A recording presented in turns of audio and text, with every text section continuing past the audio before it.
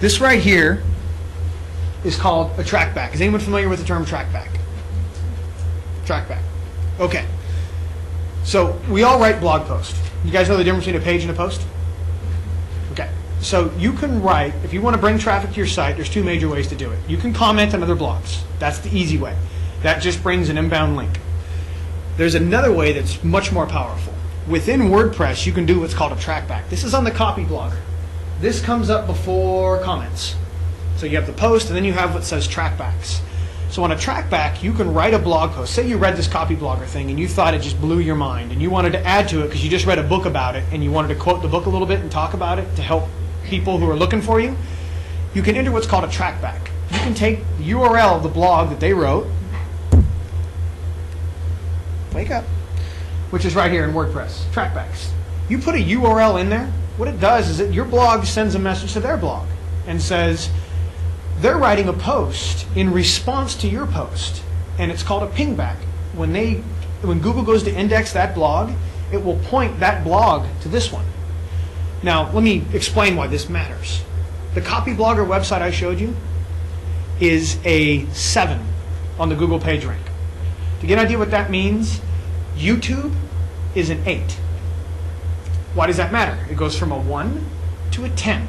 It's a logarithmic scale, much like the Richter scale. So you need to get 100 times bigger. 1 to 2 is easy. 2 to 3 is fine. 3 to 4 is a huge jump.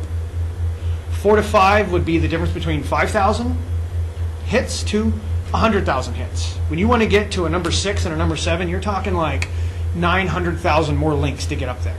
He's on a 7. So if you have an inbound link onto your blog from a Google PageRank of 7, it's like 50 votes for your page. Not anybody can easily get YouTube to link to them. Or can you? Isn't that really easy to do now? Can't you just put up a video in 5 minutes and have the Google PageRank 8 site pointing to your blog? That's how hard it is to get your site up to the top. With trackback, you're getting a huge PageRank site to link to you. It makes you come up quicker.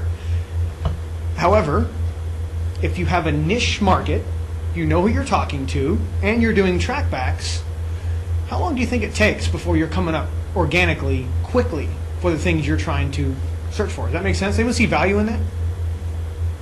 Anyone have any questions right now of what I'm talking about? Have I lost? Go ahead. I'm a novice, so I'm just asking a quick question, and maybe I'm way off, but what do I know?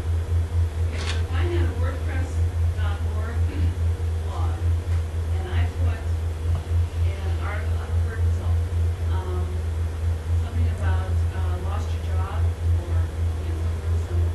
If I put that in trackback, I put my blog in trackback, that would what? So let's say you went to, you found a blog that was really popular, and they were talking about ways to deal with losing your job, right? And it's got a high page rank, and lots of people are reading it. And you wrote that blog post, and you tracked back to, does that make sense? You read a really popular blog, it's on a really cool site, it's on about, whatever. You could track back, if you wrote your article about it, you could track back and get the inbound link and increase it. Does that make sense? Or at the very minimum, you could just comment on their blog. That simple. We got this idea that this is technology, so it's much more complex. It's really not. I mean, this stuff is so simple that bloggers invented it. They're lazy. They want it to work. It's got to be easy, and if it doesn't work, it dies. Any piece of technology that works in the blogger world, it either works or it doesn't. And if it doesn't, it dies. It gets refined, it grows, it becomes something cool, or it becomes Windows 98. Used by the poor few souls who still have it. That's really what. Does that make sense? I mean, it seems complicated. Social networking is absolutely no different than this at all. Facebook, LinkedIn, same stuff. You're going to write something. Does anyone care about this? Who am I writing to? Any more questions? It's more of a little intermediate question. I use a word tracker to come up with keywords that Good move. Yep. Have a high amount of probability.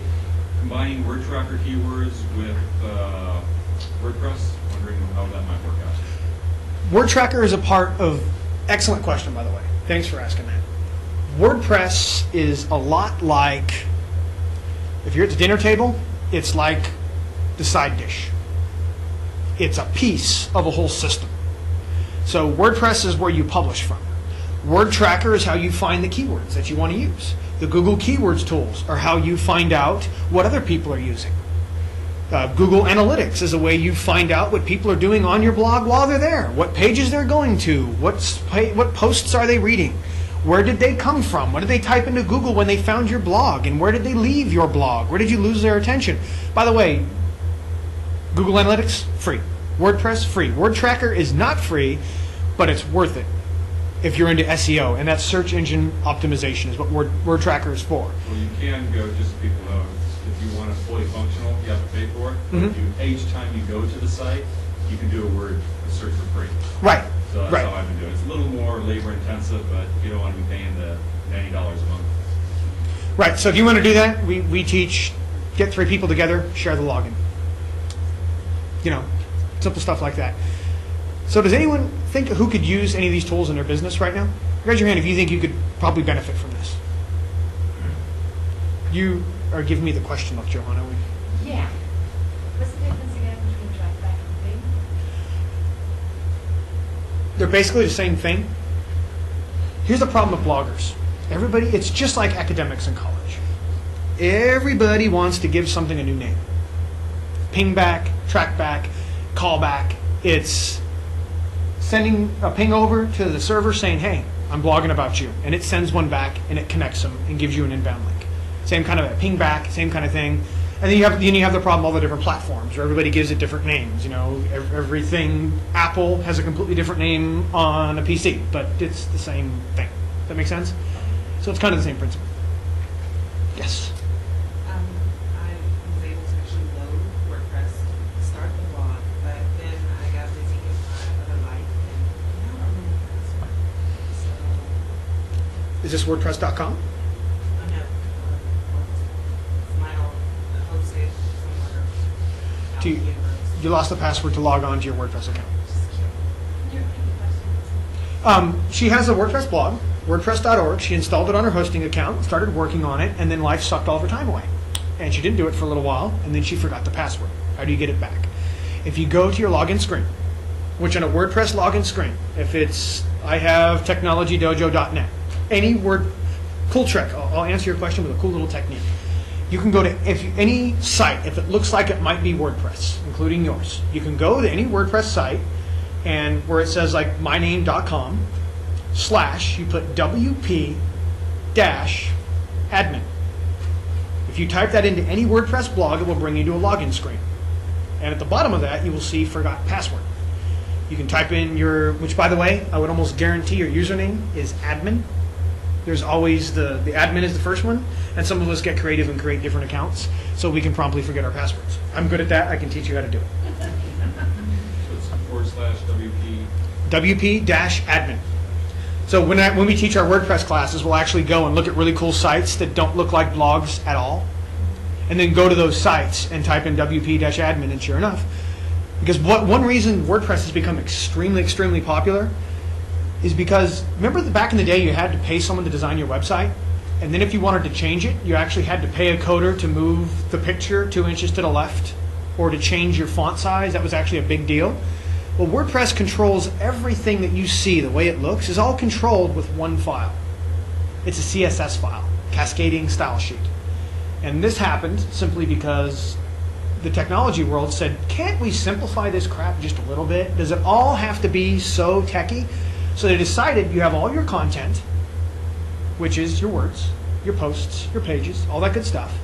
Then you have all that is stored in a database, which is, you can easily back it up with WordPress. Your design is controlled by one file, which means if you're going to hire a coder to customize your site, he has to work on one file. You can find a teenager or someone on Elance who knows CSS to make changes. You can get someone on Elance for $20 an hour to change your WordPress site. Or you can learn CSS, which is fun.